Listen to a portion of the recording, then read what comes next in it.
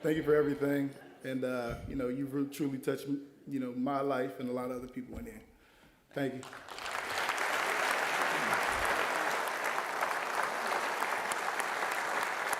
Yes, physically I'm in West Palm Beach, Florida right now, but my heart, my mind, my thoughts, my prayers, my condolences are at my high school, my alma mater, Good Counsel High School, because today is the day in which we pay respects, say our goodbyes, our final goodbyes, not necessarily final goodbyes, but where we honor the life of, I can't even believe I'm actually having to say this out loud right now, but we're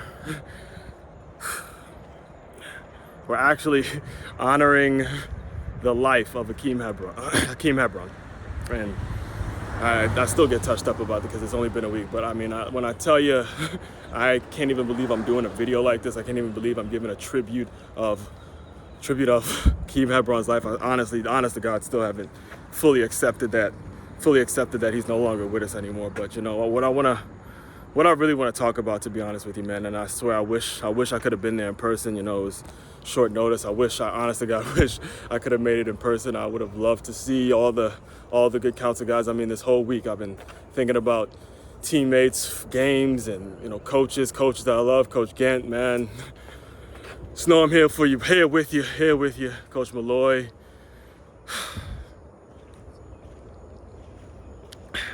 All the captains I play with, everyone, And the one thing I have to say, I do have to get this off my chest. I will get there. Trust me. Just give me a second, guys.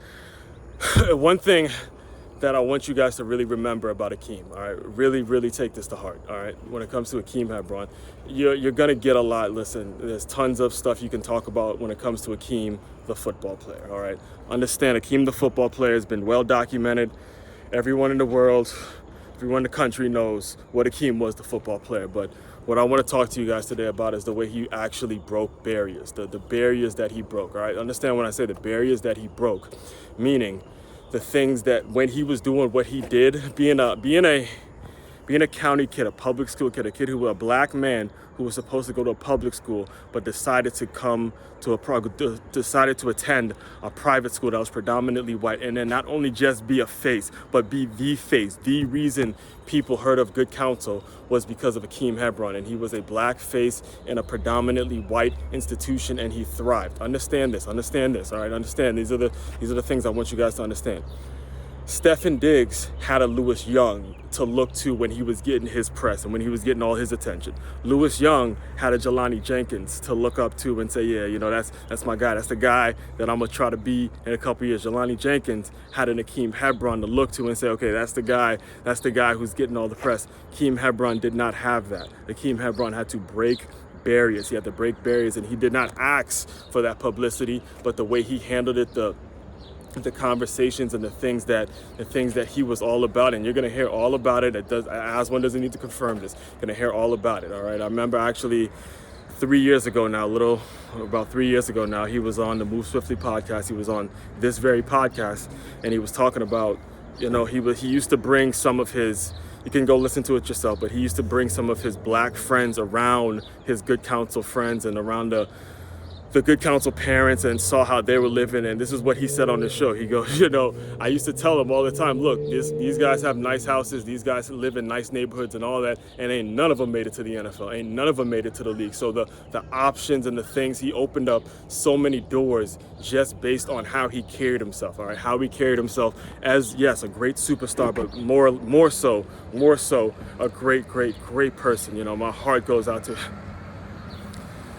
My heart goes out to his young kings, man, his young boys. Just know your father put one hell of an effort out there. Your father was one incredible man, and always will hold your head up high, man. Walk proud, knowing that your father gave it his all every fucking day, no matter what it was. And this is someone that, again, played with him, saw him on the everyday basis, all right? And I'll close you out with this, because I'll never forget this moment. It was the last game of his high school career. We in a dogfight against the Mather. We blew it. I blew it, to be honest with you. That I always remember that game because I dropped an interception that could have won the game. And I remember actually Coach Gent, I was watching the film that year. Coach Gent was in. You hear Coach Gent's voice when you're watching the game on your TV, and it was like, God damn it, Aswand, catch the fucking ball. And I'll never forget that. I'll never forget that, man. But anyway, it was in the locker room after a loss. We lost by 1 point, and I remember Coach Gann actually walking. He walked into the locker room and he like beeline went straight to Akeem, and Akeem got up after it was really, really tough loss because he knew this was it, and the two of them just hugged.